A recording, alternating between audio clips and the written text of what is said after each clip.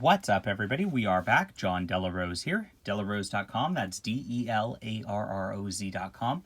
You can head to the link in my description below.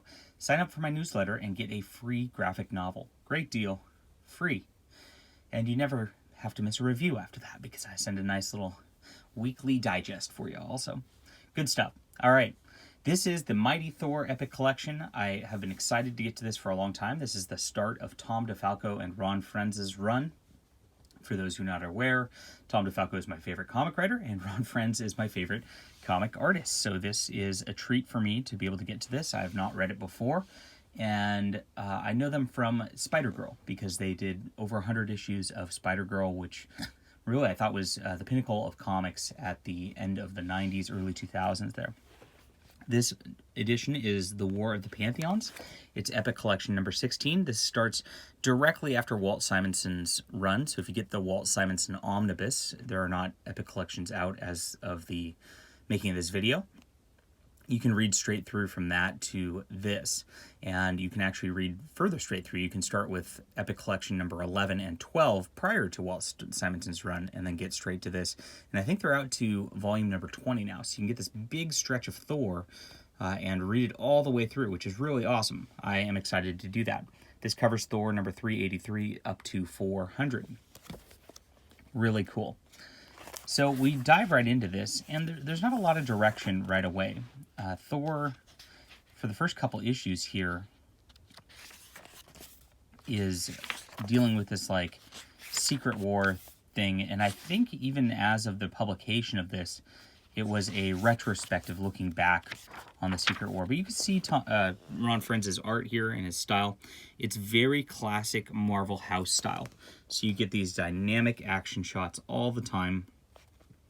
You see the little action lines all the way through here that just are a lot of fun, and the figures are just marvelously perfect, and there's just nothing you can complain about. It's just, this is pure comics. Now, people will look at this and go, okay, well, maybe it's not the most innovative or unique take. You can't really, tell his style so much apart from a lot of other people. But I like that. It shows that Ron Frenz really just dialed in these characters, dialed in the style that is the Marvel way, and got it right there. And same with DeFalco. If you look at the plots, they're on the simple side. And I kind of appreciate that because, you can get these big sweeping epics all the time. It burns you out pretty quick when you read them. But each one of these has a single issue plot. Usually there's a continuation or some sort of hook to the next issue, which has its whole next plot. And it's just a beautifully structured book all the way around, and it's just pure fun. Very easy and very quick to read. As it gets into this, some other Thor takes the hammer in the future on some colony, and everybody's trying to secure Thor's hammer here. There's another guy who becomes Thor in the future. Kind of like a Beta Ray Bill concept, but some random dude saving his planet. We get back to it, and we have this Jim Shooter plot, Stan Lee script, Eric Larson pencils, random fill-in issue. It seems like they were trying to fill in DeFalco right there in Friends, and maybe they weren't going to roll with it. They weren't sure what they were going to do. I think I recall DeFalco telling me this. I can't remember for sure. But then DeFalco got stuck with it because he is editor-in-chief of Marvel at this time, and I think he really wasn't looking for an assignment. But after a while, it just made sense for him and Ron Frenz to do it. So this is cool because we get a sort of classic battle between Hulk and Thor. Eric Larson really has not overly defined his Eric Larson style at this point. He's still very close to old school Marvel in the late 80s here. And I think it's great. I think it looks beautiful. This was a fun issue, and I'm happy to have a Stan Lee script anytime I can because it just fits very well. You see that Thor's a little bulkier, has bigger shoulders and less of a neck than he does, when he's drawn by Friends. That's kind of the difference there. So we get back into it, and finally we start on this actual plot for Ron Frenz and Thor. At the beginning of this, Thor is kind of just trying to find his way through the universe. He fights these Celtic gods, and it matters later. all this stuff comes back. This is the beauty of these sort of serialized comics like this is, you know, you might have what seems like a throwaway issue like that, and then suddenly these Celtic gods come back later in the deal. Now this is like some Thor armor that was developed by Walt Simonson prior to this run that is used for a few issues throughout this. But quickly Thor is returned to sort of his iconic early Marvel look. They're bringing back the Celestials, and Ron Frenz and Tom DeFalco love to reference older books. The Celestials came and fought Thor in issue 300, so Thor is now on a planet trying to defend their people against the Celestials who have judged them unworthy. And there is an unworthy guy kind of in charge of this whole situation who is more concerned about himself than his own people.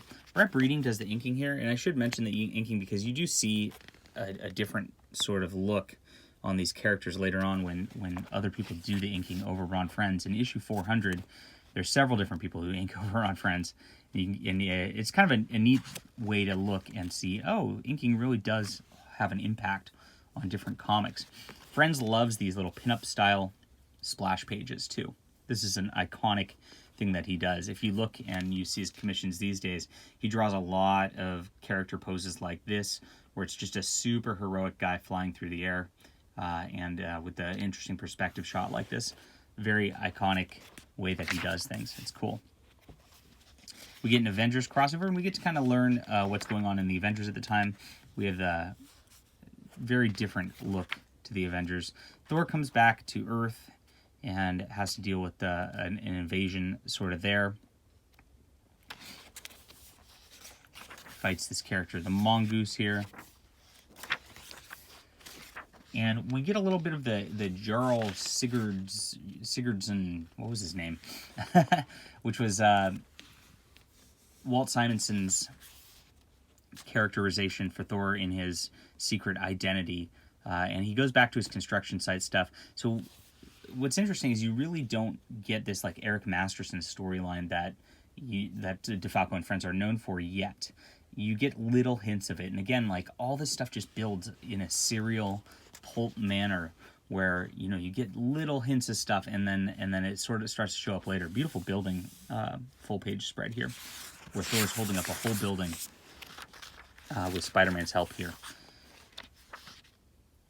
Now we get a Sandman variant. I guess this is a new character called Quicksand, who's basically a female Sandman. And we see this whole nuclear plant that's going to be opening. And this is very interesting in the 80s that everybody's very fearful of nuclear energy. And so there's protests, and this lady wants to destroy the whole thing, and finally does. Daredevil gets involved.